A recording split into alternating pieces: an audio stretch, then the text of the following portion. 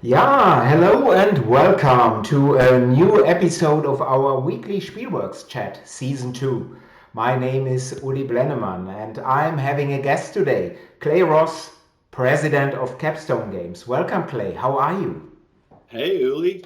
Thanks for having me, man. Really appreciate it. Doing good. Summer's or not summer, but we had like 65 degrees So that's Fahrenheit. nice. Yeah, So nice. 65 in Celsius would be a little bit too much, but actually we are having sunshine right now here for February. It's nice weather, but we had so much snow, so I'm done with snow. And there are already some people here. There's Matze Treffenverteiler. Good to see you, and there's Stefan Risthaus. So Stefan. So Yeah. good seeing you. And Mo, hello from Texas. So Mo, the Awesome. designer of the cost. And Yeah. hopefully you are having, or it seems to be at least, that you are having again electricity. So wonderful. So before we start with Clay, just a few very brief Spielworxx news. The Tharos Kickstarter is still running, so till next Monday. And please check it out and thank you very much for your support. And for all German speaking viewers, please check out my website. The German edition of Pax Pamir, second edition, may again be pre ordered. That is till the end of the month, till the end of March. But now back to Clay. Please tell us something about yourself and your background. Yeah. But before I get to that, congratulations on doing PAX Premiere. We just played that a couple nights ago. Love that game. So, Yeah, um, but although of course I'm just doing the German edition, so all the praise has to go to yeah, Cole and Cole. Drew and wonderful Yeah. people. Yeah. Mhm. Yeah, I love that. But yeah, so for me, my name's Clay Ross, and I run Capstone Games. We started in 2015, and when I'm not doing board gaming, which is 95% of my time, just hanging out with the family at home. I really enjoy golf a lot. It's my favorite, and when it gets warm out, I usually go out on the weekends and then just go relax by the pool and have like a frozen margarita or something as a, you know. That sounds good. So you're golfing with the president, whose name I've already forgotten. Is this your Oh, golfing buddy, no, this Clay? is not my golf buddy. No. Yeah, I Oh, didn't think no. so. I didn't think so.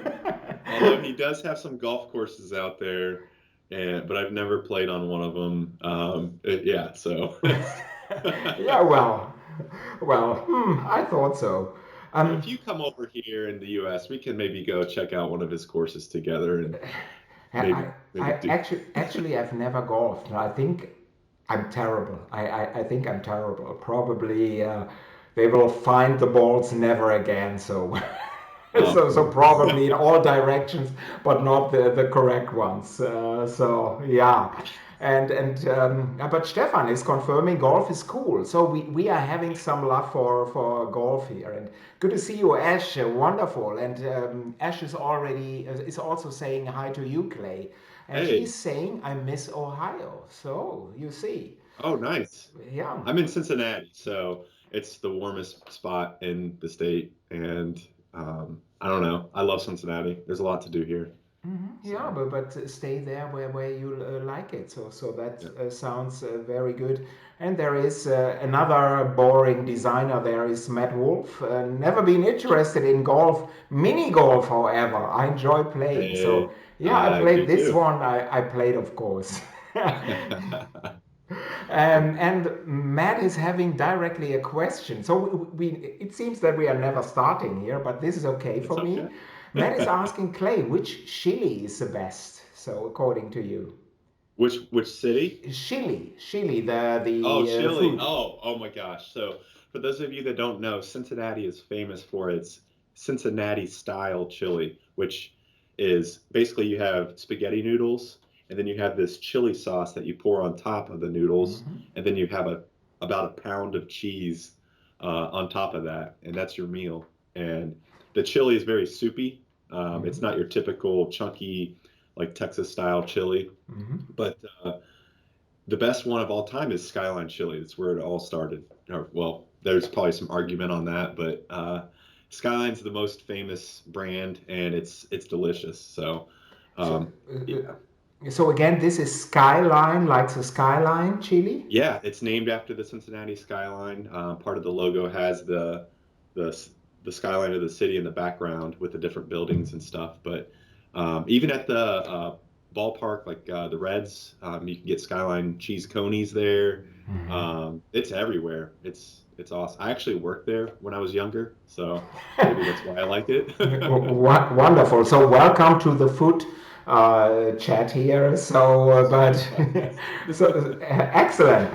But Clay, I'm curious because it's not normal. Why did you start a gaming company in 2015? So why did you do that? I don't know. I was just being. No, I'm just kidding. I so I've always loved gaming as a kid. Monopoly was my favorite. I just like getting. I like the economy in the game, how you can get money, spend money, and interact with the players.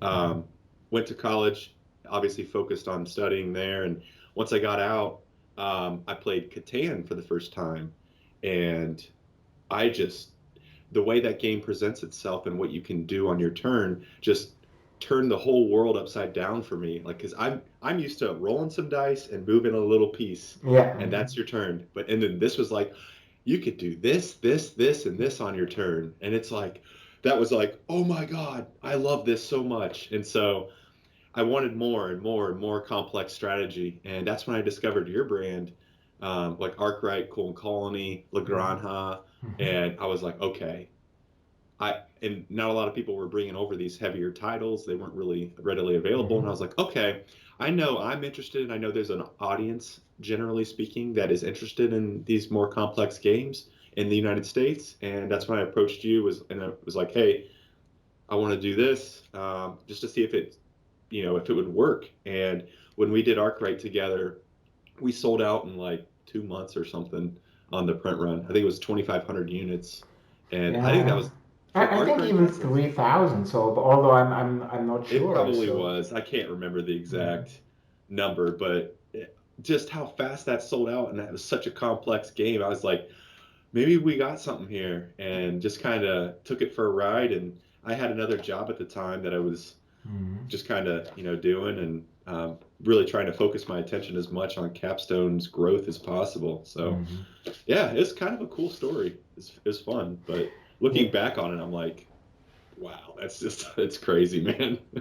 Yeah, and in addition, it's only a little bit more than 5 years from there, and it seems, yeah, sometimes it feels so much longer. So yeah, but I remember that very well. So in I think in spring 2015, before GenCon, I got a mail from Clay, and he was asking, "Let's meet at GenCon."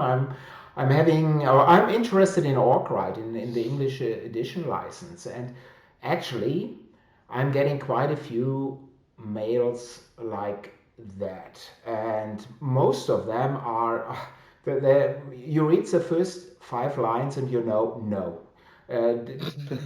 Do not even bother follow up because there's somebody maybe with too much money when he has an idea. But with Clay, we met at GenCon. I remember this very well, and Clay's plan was actually very very good. So we Well, went from thanks. there. So yeah, maybe the beers helped as well, because That's the trick right there. because I think you were paying, although I'm not sure about this anymore. But yeah, I think Arkwright is interesting, but as a first game. But you explained this already very well. That at that time there seemed to be a demand for heavier games in the U.S. market. And by the way, there's Daniel, another designer, Daniel Newman. Hello, and he's saying, Hey. "Oh, hey, Yeah. it's Clay." Yes, it's Clay.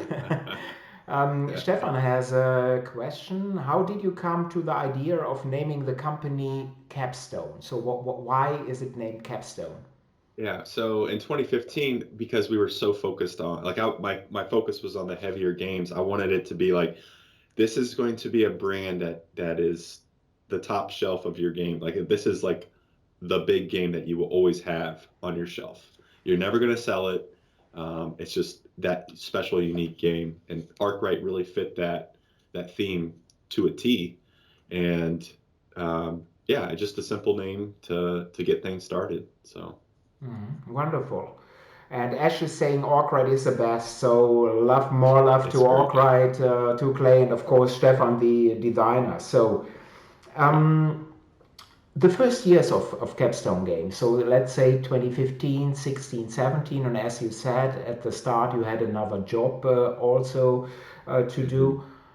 Did everything work out as you had planned, or were some things where you thought, "Oh, wow, this is not as I'd hoped for"? So, I had I was just kind of my mindset has changed as I've gotten older. I mean, we're talking 5, 6 years here, and it's one of those things where in the board game industry, every year is so different. When you look back at yes. 2015, it's like, man, it was such a different time back then. But it was only 5 or 6 years ago. It's just so the way this industry moves is fast. But to your question, yeah, there's definitely every day almost I learn a lesson.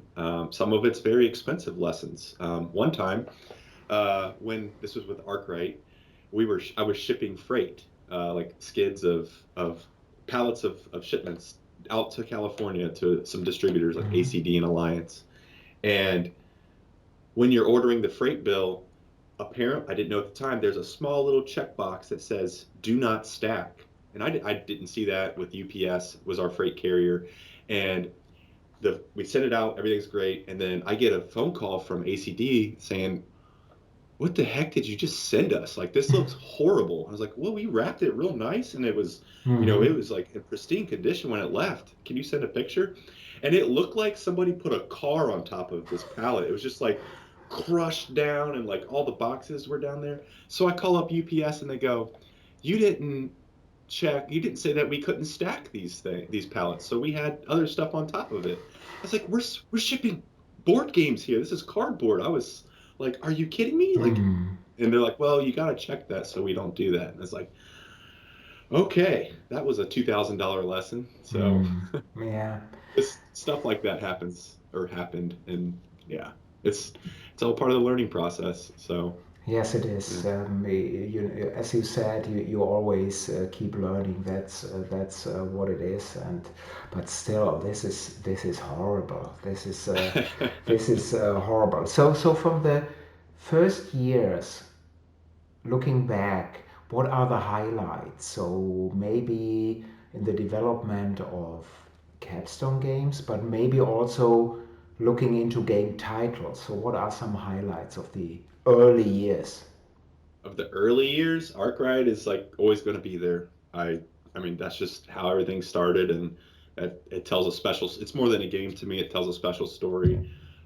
Three Kingdoms Redux was another good game that I just The was three-player game, absolutely right? This is the yeah. yeah. Mm-hmm. 3 player only. It's a little difficult to sell through distribution because and at trade shows for some reason because everybody goes, well, it's just 3 players only, so I don't know. But it's a game that's just so well done. The design is great. Yeah, and just kind of transitioning into, I feel like we had a facelift because we did Lignum, the Mm-hmm. Cole trilogy, Mm-hmm. Hashville Connect, the Ruhr, Mm-hmm.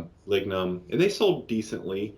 But I noticed an uptick in sales when we released the Climbers, Mm-hmm. this colorful stacking game, Mm-hmm. and with the estates following that and pipeline and just this transition into more modern style Mm-hmm. graphics and the presentation. So yeah, just almost every project is special. It really is. I hate to be cliche, but we Mm-hmm. don't do a lot. I mean, we're not printing six or like we're printing like 6 to 12 games a year. So every game is pretty special for us. Hmm. So Yeah, yeah. and let me please look into the chat here. So, getting back to the story of the crushed boxes, Stefan is saying, well, at least you have lots of replacement tiles and pieces. There it So is. you have to Yep. see this positively. And Daniel, that brute, he's saying that he has still never played Three Kingdoms. You should. You should. Although I must say, I've only played it once at a meeting with two guys, but it was wonderful. So the learning curve in this game is quite high. So at first we didn't really know what we were doing, but I can just say, yes, this is a game you should play if you have having two gaming buddies again at your table. So a really nice game. And there's Tony Boydell. Hello, Tony. Hey, Tony. And Tony is asking, is it true that Clay is going into solo games, so solitaire games? Is this true, Clay? We are looking at, yes, there is a title. Tony probably knows. Yeah, so especially with the how things are now in the board game world, I think solo and two-player only games are really popular. Yeah, makes sense. So it will be, it's getting its own line of solo games. So is it No, Capstone solo or is it just? we're looking at doing. We're going to see how the market reacts to a solo game. I think price sensitivity is going to be very high Mhm, on solo games, mhm. but there's a lot of market factors I'm looking at. But yeah, we've got one in the pipe. So But let me ask you again. So these are just solo games. It's not 1 to 4. It's just for one player, or how do you yeah, see this? only one. It's a solo like, just for one player, like a Friday. Gosh, I don't know. The one CGE Czech Games put one Under out, Falling Falling Skies. Skies. Yeah. Yeah, Um, this is doing tremendously well. As I'm not playing solo games normally, so I haven't even looked at that one. I'm just seeing everybody's raving about it and saying wonderful, great. Yeah, it oh, is that's what cool. it is. By the way, Stefan is asking a question for Three Kingdoms. Is there an online implementation for that game available? Do you know this? I think Tabletop Simulator probably somebody has created a mod because they're the people that like this game like it a lot, Yeah. and I think there was a fan created mod for this one. So I believe so, but it would be on Tabletop Simulator if it is. Okay. So Stefan, please check this out. And there's another question. Blue Dane 7 is asking: is Kohle and Kolonie in the pipeline? So are you planning a new edition of this one, or No, you? we are not. Not no. So we did the first. Well, we did. There's a total of three games in this category: Hashable Connect and the Ruhr. And just to be quite honest, those games did not sell well at all. And I'm not even sure we broke even Ah, when it was yeah. all said and done. So it was pretty rough. But I love those. I love the Ruhr or Rushifart. That's one of my favorite designs from Thomas Spitzer.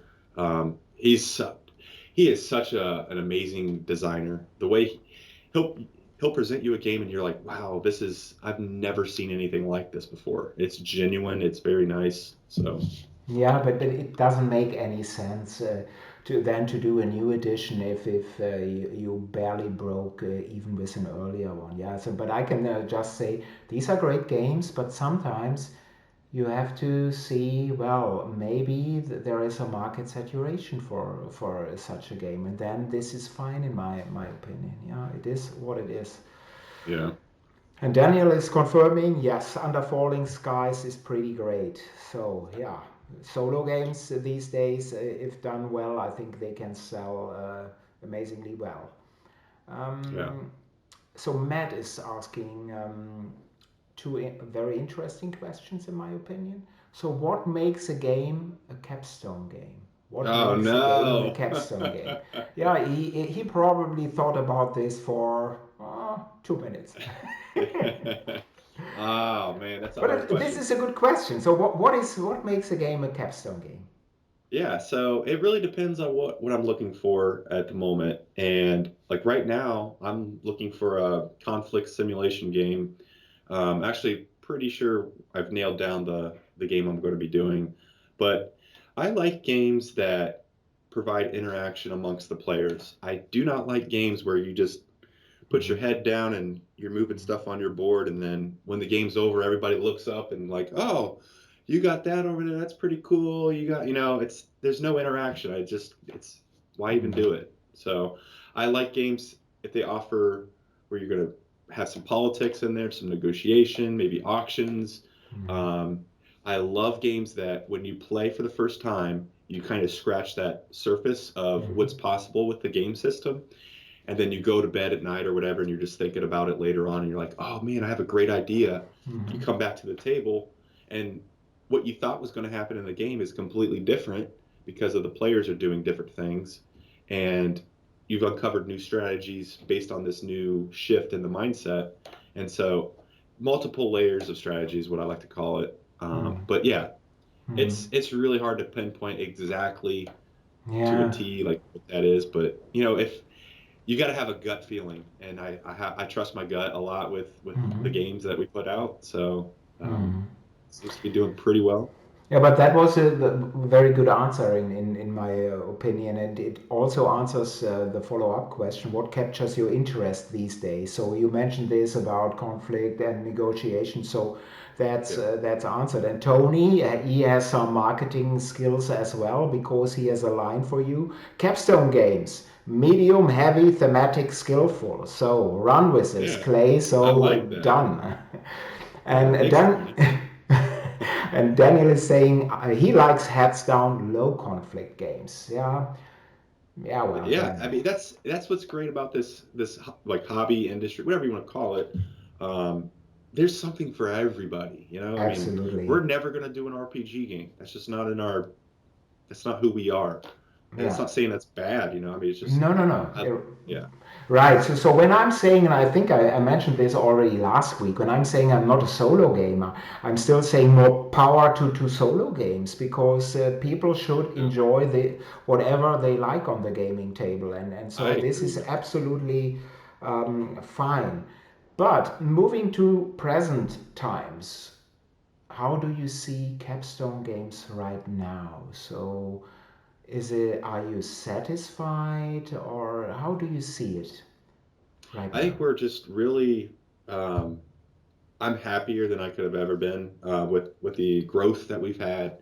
We just hired two full-time people and a great team to work with, and it's just I couldn't be happier. I mean, I feel very fortunate for the success that we've had, and really appreciate everybody out there that's purchased at least one of our games or even tried our games. It's just when Yeah, you see that, especially on social media, people playing your games, such a cool feeling just to see that. So I'm yeah, appreciative of that. yeah, yeah. And how many games are you planning to release this year? Yeah, it's a lot. So Jill, who's my sister, she's doing more marketing, Mm-hmm. basically my right hand person for distribution and retail sales. So she's on top of all this, communicating it with them pretty much every week. But we've got like 20 something games. This includes reprints of like Watergate, Pipeline, Mm-hmm. Cooper Island Mm-hmm. reprint, stuff like that. So, but yeah, there's going to be some new stuff that's coming out that we're really excited for, and just continuing to follow up the success of previous titles. So, Yeah. Yeah, each time when I'm getting an email from you when you are announcing new titles, I'm thinking, wow, this is wonderful. This is great stuff.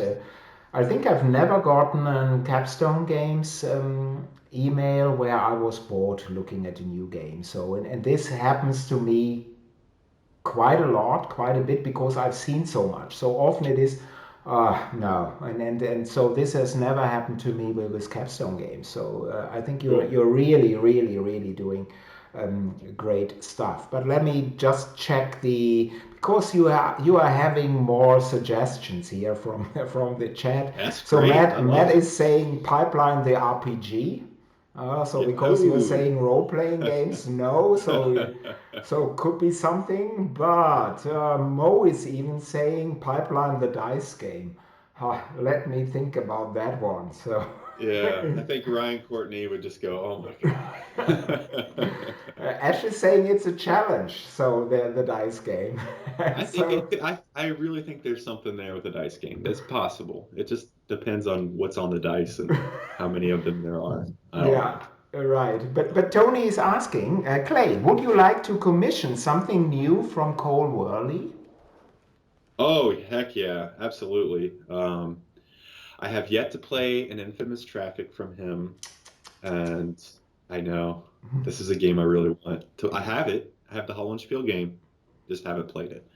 But Pax Pamir, Root, some great games, and his design philosophy is very, very unique, and I love Yeah, it. So yeah, if there's yeah, ever a chance, I would do that. yeah, yeah, absolutely. Cole, please tell me you're listening. Give me a call, and we'll grab some beers. I'll even go up to Minneapolis. Yeah, That's yeah, where he's at. or you could maybe purchase leader games. So and Oh so then yeah, you have right. Cole Yeah, as a full-time that's person so and good. everything problem solved. So Yeah, done. right. Um, Okay. and Tony is saying he's the best designer of our age. So yeah, I'd say the industry, the hobby is so broad that it's difficult to say to say the best, but for what he is doing, what he is trying, I'd say yes. So Cole, whatever he touches is at least very interesting. That's even if you're not a fan of longer games or asymmetric games. So yeah, I agree. Another question from Matt. So you see, today is a really lively chat. So I like this, Clay. So This people is want to great. know more from you. Matt is asking, what's the shift from sub-licensing games from other publishers to doing first-party titles? An intentional plan or just reacting to market conditions? Very good question again here. Like talking about doing our own in-house game. Okay, So yeah. So because you licensed Orcrite as your first game, so you didn't do any development. Then it was Coal and Colony. Three Kingdoms came from Japan, I think, or is it China? Singapore. Singapore. Yeah, Sorry, people out no, there in it's Singapore. This is typical German. If Singapore, no. Japan, Chinese, so we are so ignorant. So sorry for that. Bloody Germans. But then you move to, for example, Pipeline, and this is an original Capstone game. So was this intentional, this move, or did it just happen? Yeah. So we've been we go to shows like Origins and Gen Con.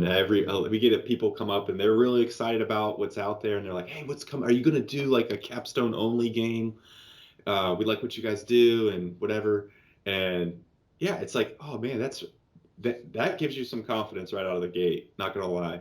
And then you do have a lot of people that reach out with new designs, and sometimes, actually, a lot of the time, it's just not really lining up with what we're looking for or not really fitting the brand.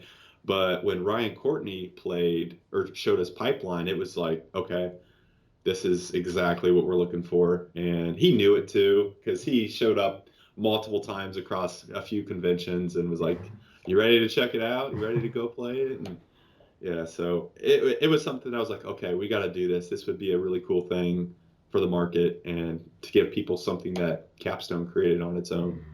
So yeah, it's honestly just doing something yourself in house is pretty. It's a lot of work, but it's worth it. You know, it's Yeah. really cool to see that. Yeah, but it doesn't mean that you're stopping licensing games because, as you just mentioned, you will do Watergate again, Cooper Island. I know that you're doing games from Deep Print Games, Yeah. and so it's both. So you're still licensing and then have your own original titles, right? Yeah, we've got a new like this conflict simulation one is gonna be I really want you to try this because I know you're into that genre a lot and I So would please tell us more about this. yeah Can you say more at this time, or is it yeah too for sure. early? So Robert Dulesky is the designer and he did two games for Hollandspiel, The Mm-hmm. Wars of Marcus Aurelius and Mm-hmm. more recently Stilicho, The Mm-hmm. Last of the Romans. And Mm-hmm. these are all both solo player games, but um, when you play these games, the card play, it's card driven. It's just so good. His philosophy and how he designs is he's taking the gloves off and he's coming out. You're coming out swinging from the first turn, and it's on. And Mm-hmm. just taking that's just how he designs. Because this prototype he showed me of a two-player game um, was exactly what I'm looking for, and it's I'm so excited for this one. We're just looking for an artist right now to make it come to life. It's a Wonderful. yeah, it's going to be pretty cool. So So more information. Yeah.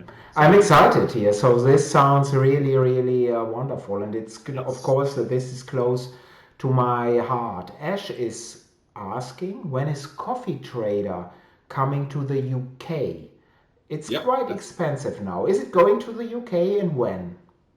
Yeah. So we actually have the production wrapping up now. It is a big game. Um, we had Chinese New Year that just got through, and Mhm. now the factory is starting to operate again. We are told that at the end of March the games will be ready to go. So right now what we're doing is because when we have a game finished at the factory, we have to allocate, okay, how many copies are we going to send to Europe, how many Mhm. to Australia, all the different Mhm. locations. So you got to get up the orders, you got to call distributors, make sure they're accounted for. It's a lot of work, but you're just organizing where these games are going to go. And so right now we're planning in May is when you're going to get a shipping notification for coffee traders, just to give it some time because Yeah. shipping lately has Yeah, been it's a a nightmare. nightmare. Yeah. Yes. Oh my God. You're told like, oh yeah, in 2 weeks you'll get the container's going to be at your warehouse. And it's like 2 weeks have gone by and it's still in LA or whatever. It's like, come on, Yeah, guys, I need this. but So yeah, it's strange, and it starts with single packages. And I think Daniel, he had to wait. I think the cost was in November of last year. It was in the States, shipped from Germany, and then it stayed there for several months. So yeah, it's amazing. But you had a keyword here, distribution, earlier, and of course I prepared.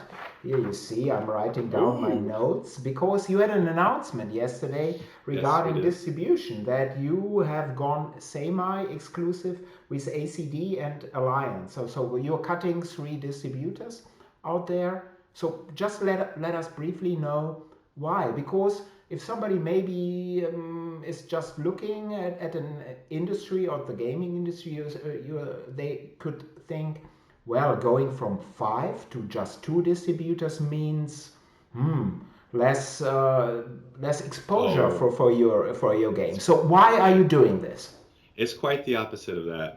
In fact, yeah. So my previous job was a very similar role where I was a what is called a manufacturer's rep, and we sold to distribution channel, who then sold to um, the end consumer Mm-hmm. contractors and stuff. So Capstone would still be that manufacturer's rep in that regard. So I have a little bit of familiarity with how distribution works, and just things were not really lining up with how we wanted to be represented in the market. And I believe it was damaging our brand on the hobby retail market. By the way, Mm-hmm. this is only for the United States hobby retail market, Mm-hmm. this semi-exclusive agreement. But yeah, I just wanted better representation in the market. Yeah. Alliance and ACD are going to fully stock our line, not Mm-hmm. only just fully, but it's going to be a deep stock. Mm-hmm. So when you go to see inventory and you want to buy 10 copies of Gaia Project, they're going to have it. Yeah. So stuff like that is very important to me, Yeah. and just making sure our product is available at all times. Yeah. We're going to be in between printings like Watergate right now, but at the end of the day, if a retailer or a customer comes into a retail store, wants to buy a game, they can go up to this store and they'll be like, hey, we'll call the distributor and order it right now. Boom, and it's done. So, Yeah, I, yeah, I think it makes a lot of sense. But of course, the US, especially for us Germans, is a huge country. It's simply huge. And I think there was a time when it made sense that you are having distributors all over the country, the big five ones, because some were mm, very strong in that part, others were strong in that part. But nowadays, it has simply changed. And why use five if they are not stocking? Or just stocking in very low numbers your games. It doesn't make that much time. right. So I fully understand.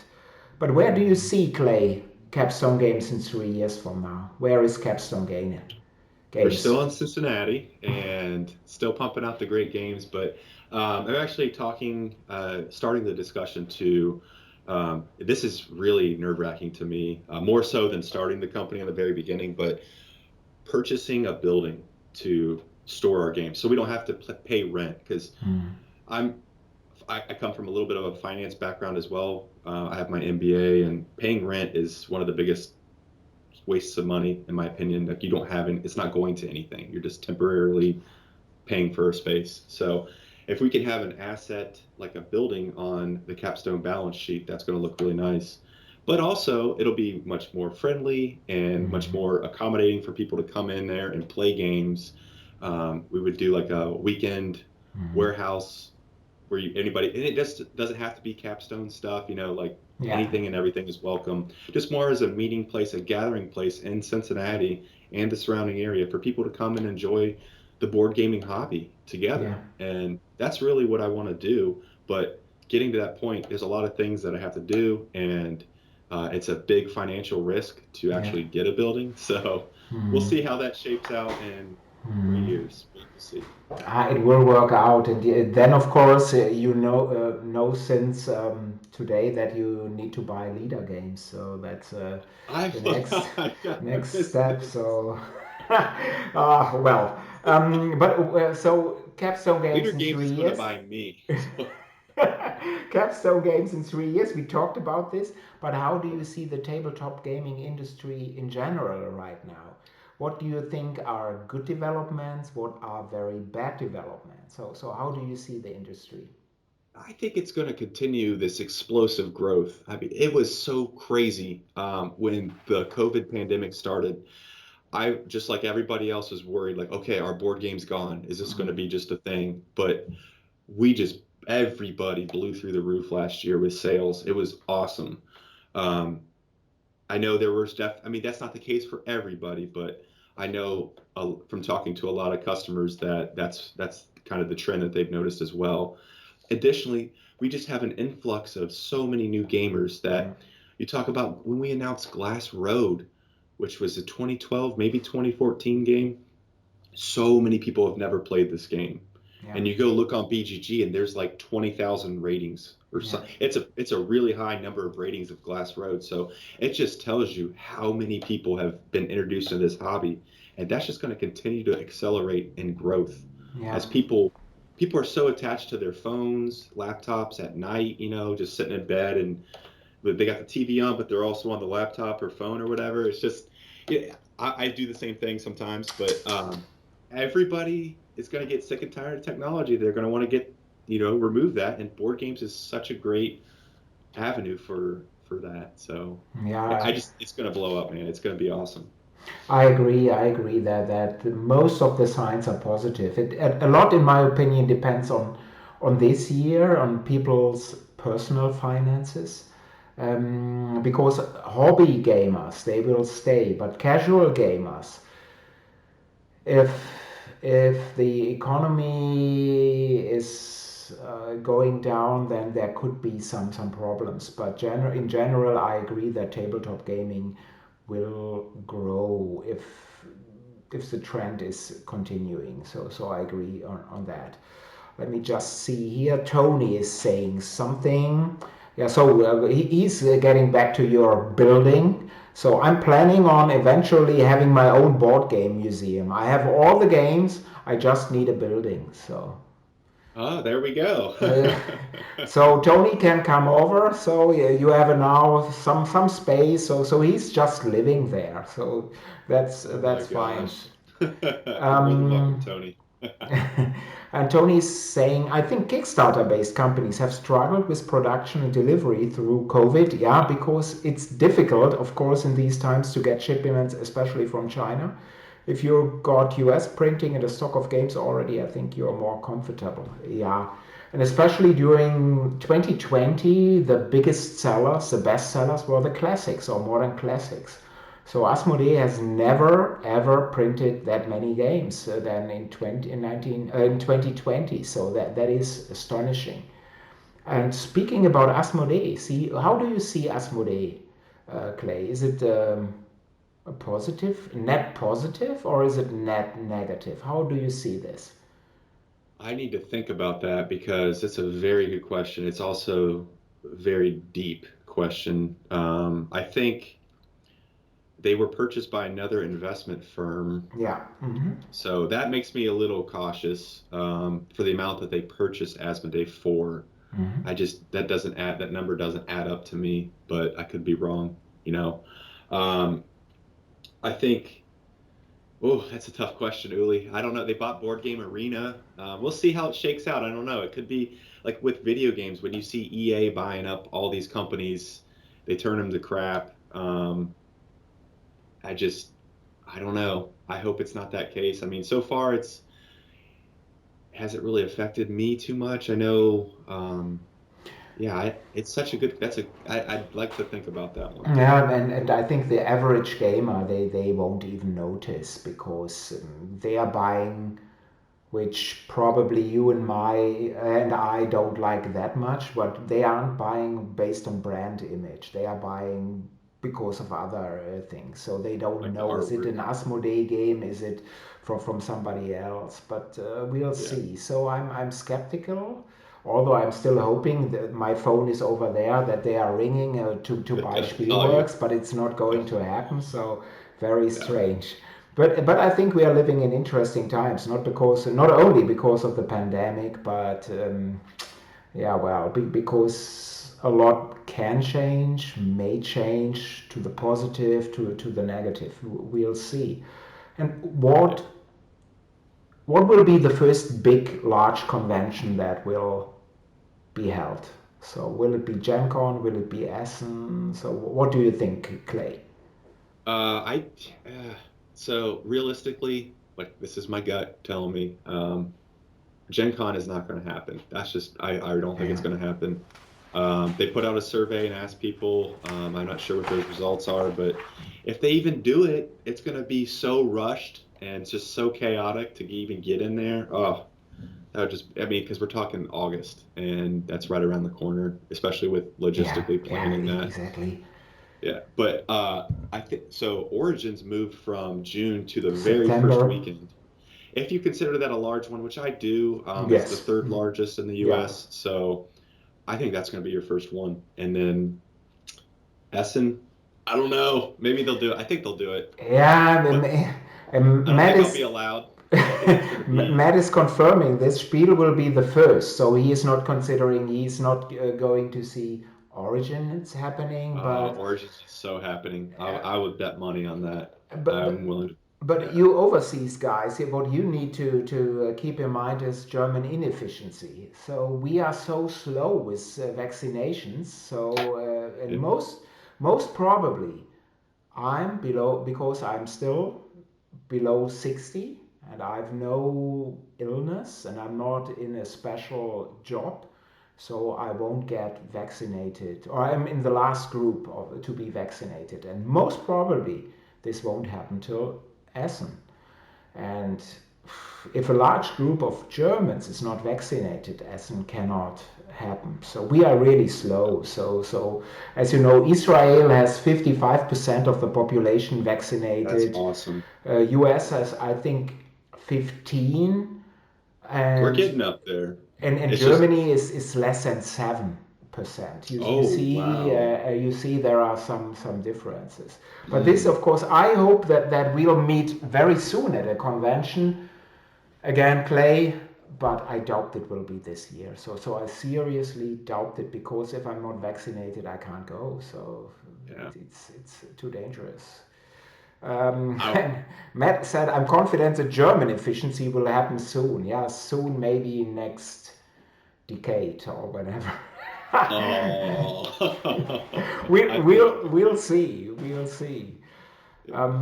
And Daniel is saying I'm not planning on attending any convention this year, even if they are held. Yeah, I can also understand that feeling because it will be very different.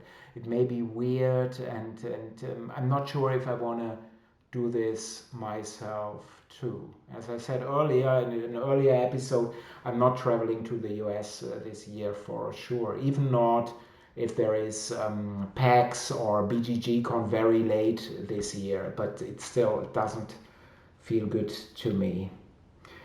Yeah, Yeah. I understand. Sorry, Clay, I interrupted you. No, I respect all decisions by anybody, you know. Nobody's forcing anybody to go to these things. And everybody has their own decision, and That's what it that's is. great. Yeah. Yeah, that's what Yeah. it is. So we are running overtime here, but this is just by these bastards in the chat asking all these questions. It has been a nightmare, but it has been a pleasure, Clay, talking to you. So I think Yeah. Capstone is on good track. You're doing great stuff. I think your distribution move is wonderful. I think that adding new people is also important for growth because at a certain point you can't handle everything yourself. So I think we will see some great games in the next couple of years from Capstone Games. Check the company out, play a Capstone game, and I think you will be really, if you haven't played a Capstone, we will be surprised about the play quality, the components quality. So that is all great.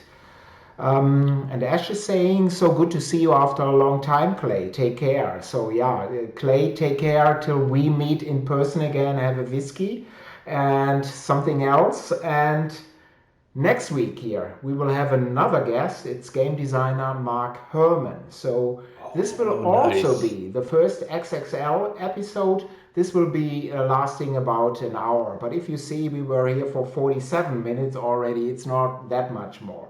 So thank you all for your time. If you would like to see a special topic discussed in advance or have a specific question for me to be discussed, just drop me an email at uli@spielworxx.de. That is uli@spielworxx.de. And till then, bleibt gesund, Black Lives Matter. Bye bye. Bye. See you guys.